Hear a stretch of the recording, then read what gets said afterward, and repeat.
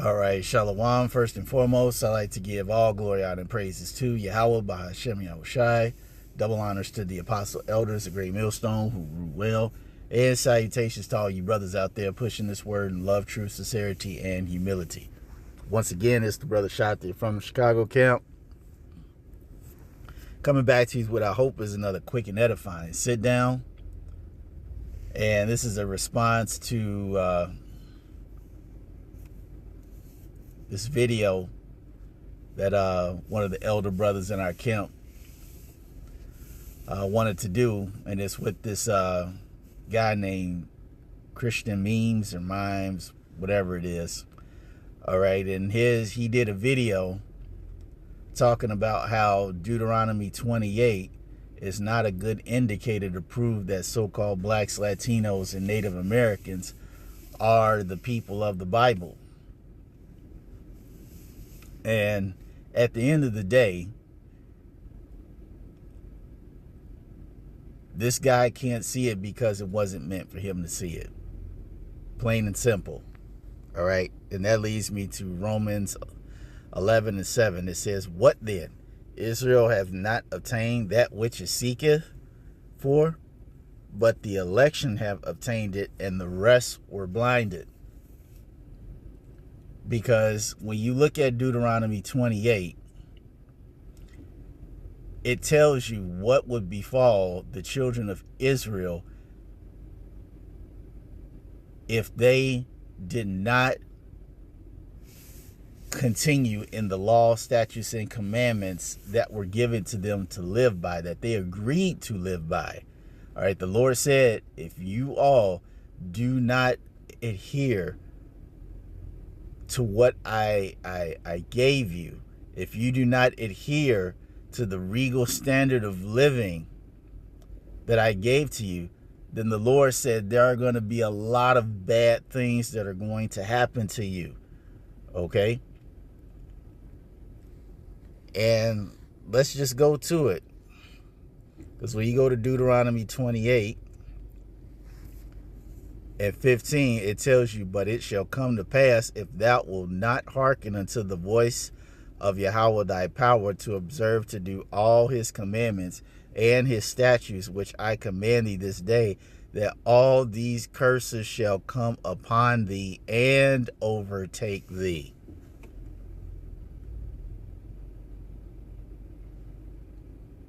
Now, one of the main ones, if we're ever short for time, we just go straight to Deuteronomy 28 and 68, where it says, "And Yahweh shall bring thee into Egypt again with ships, by the way whereof I spake unto thee. Thou shalt see it no more again, and there ye shall be sold unto your enemies for bondmen and bondwomen, and no man shall buy you." Now, just a simple process of elimination, this only applies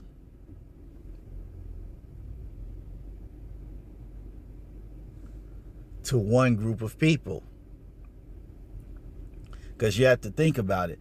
Nobody has going back into Egypt during slavery. Okay? So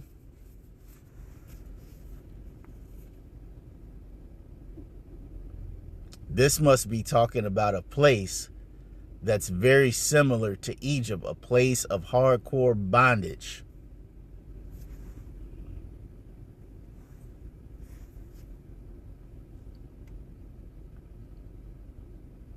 Okay? What nation has gone into a place of hardcore bondage? Again, like they did when they were in the previous Egypt. It's only us. Okay? Ham didn't go into bondage because they're the ones that had us in slavery. Okay? Ishmael didn't go into bondage. Moab, Ammon. All right. Japhet. Bad Uncle Esau,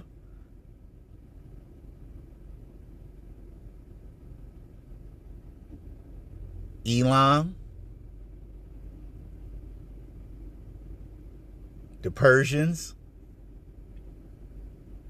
None of these people had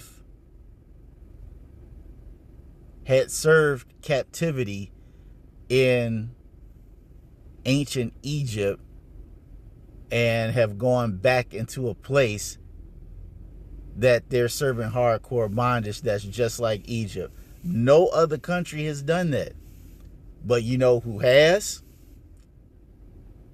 So-called blacks, Latinos, and Native Americans. And during this time in our bondage, as we read in Deuteronomy the 28th and 15th chapter, many horrible things have happened to us.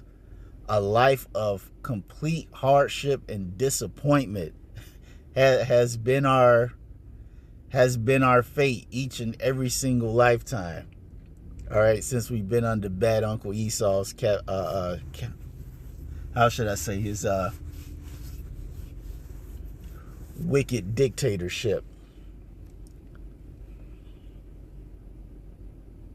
All right, let's just go into a few of these.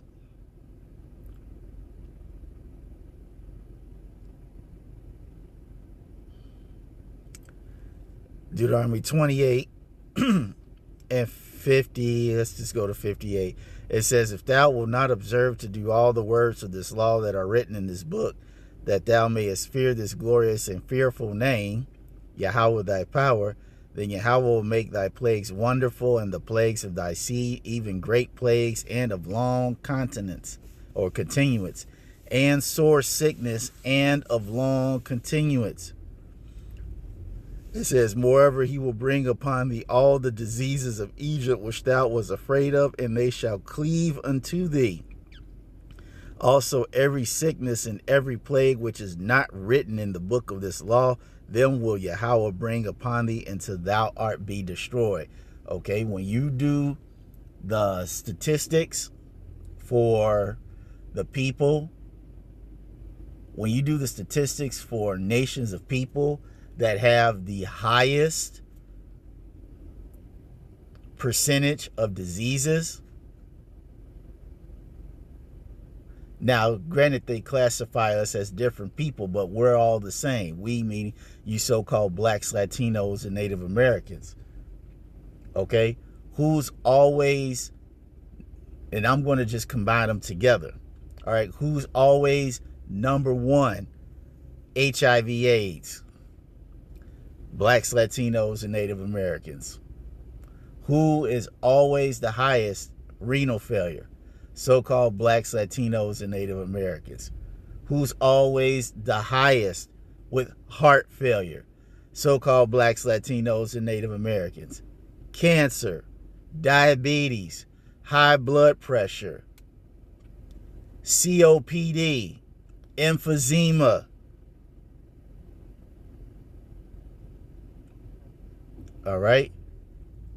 So-called blacks, Latinos, and Native Americans are always number one at the top of that list. You don't hear of Moab struggling with HIV. Ishmael, Bad Uncle Esau, when do you hear about them being number one? With all these horrible physical ailments.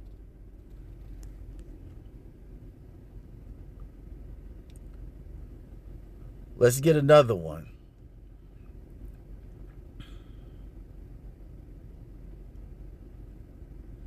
Deuteronomy 28 and 43.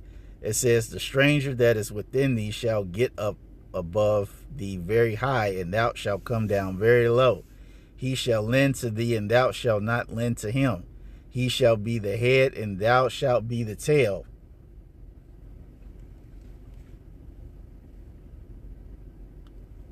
All right. Who are blacks, Latinos, and Native Americans lending to?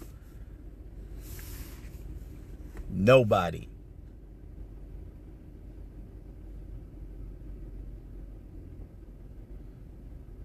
What neighborhoods are Black, Latinos, and Native Americans prospering in?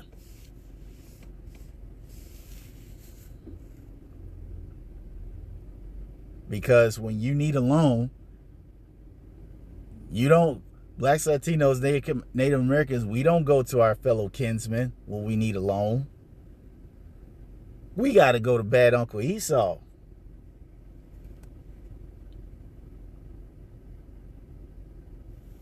All right?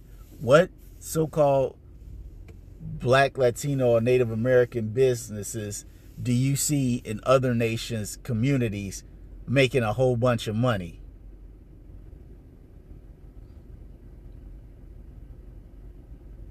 You don't see that. But when you come to the south side and the west side and the east side of Chicago, guess who's in our community? Moab got the nail shop. Elam and Ishmael got the gas stations.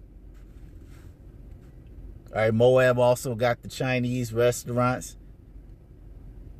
You got Ham selling they hair products and lotions and colognes. Their incense. And bad Uncle Esau, he just got everything in the so-called so-called Black, Latino, and Native American community. All right, he got your banks in your community. He got your, what do they call those places? Credit union places.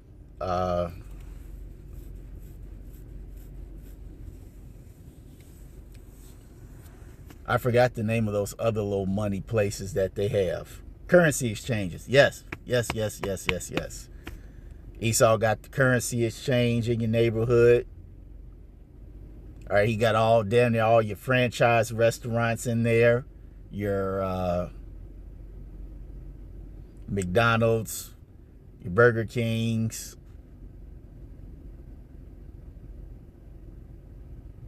Your Wendy's. He got his movie theaters in your neighborhood.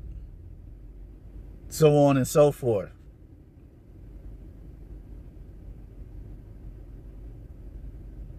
Jake's not doing that in other nations' communities. Because first and foremost, these other communities of the other nations, they don't even allow that shit to happen in their community. They don't allow that at all. Their communities are strictly for them. When you come up to Chicago and you go up north, I mean way up north,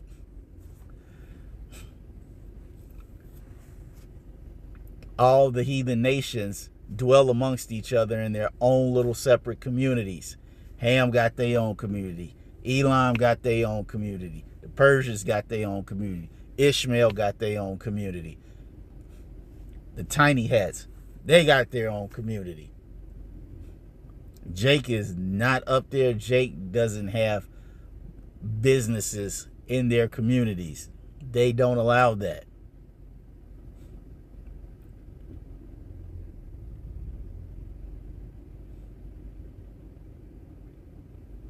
And see, just by talking about this and the process of elimination, Deuteronomy 28 can only be talking about the so-called Blacks, Latinos, and Native Americans. It can only be talking about us. There's no one else.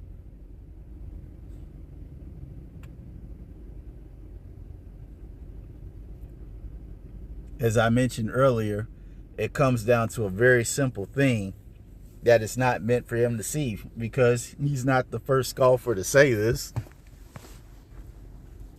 Because you got a lot of guys that look at it literally. Like, see, it's Egypt.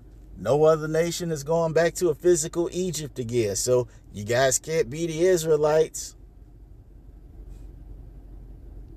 Not thinking that it's talking about a place spiritually that's very similar to ancient Egypt, where you had a nation of people that were oppressed under very hard conditions. Okay?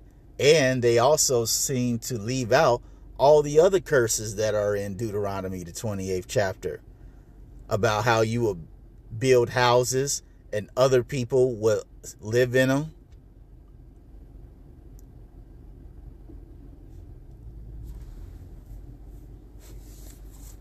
About why wives will get to a point where they hate their husbands. Husbands will hate their wives. And how these things would actually be for a sign and a wonder to let people know you are the chosen people of God. Now, there are no other people in this world that are even claiming to be Israelites outside of the small hatters. But you got to think about it. They don't fit the curses. Once again, by process of elimination, who does that leave?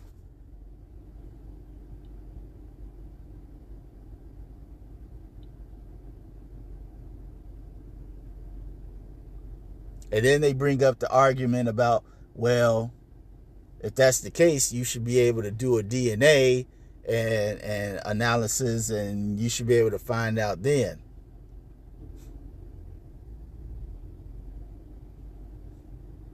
Yeah, we could. However,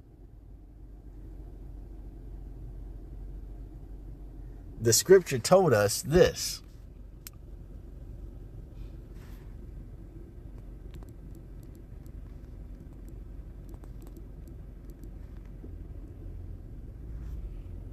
Romans 8:16, it says, the Spirit itself beareth witness with our spirit that we are the children of the Most High. Because first and foremost, even though being an Israelite is a bloodline nationality, you have to remember that the Lord said there will come a time where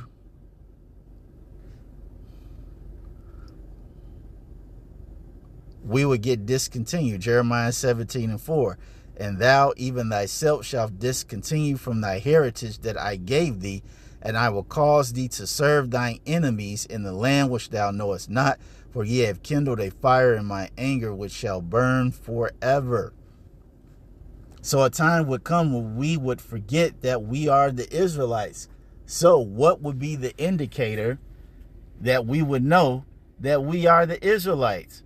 According to Deuteronomy 28, as I mentioned before, these curses will be a sign and a wonder upon you and your seeds to let all the other nations know that you are the Israelites. Because your spirit is going to resonate with these curses.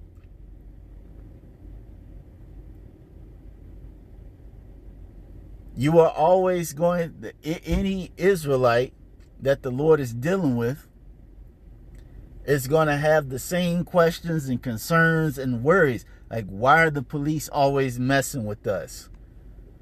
Why is it that we live in the worst communities? Why is it that we cannot get justice for crimes? Why is it that everybody can do us wrong, especially bad Uncle Esau, but then when we go out and take our justice into our own hands, man, we get the whole book and the jail and the court thrown at us. But when they do a crime, it's like, just do better next time. That's all part of the curses.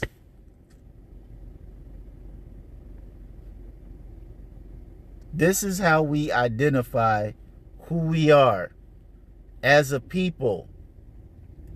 So Deuteronomy, the 28th chapter, is a great chapter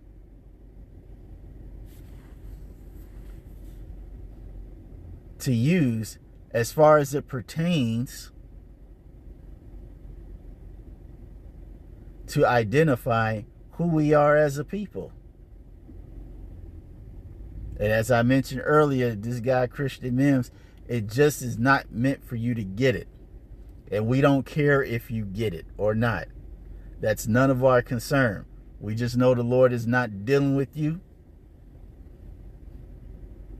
And that's just the end of it. The Lord is not dealing with you, and he's dealing with us.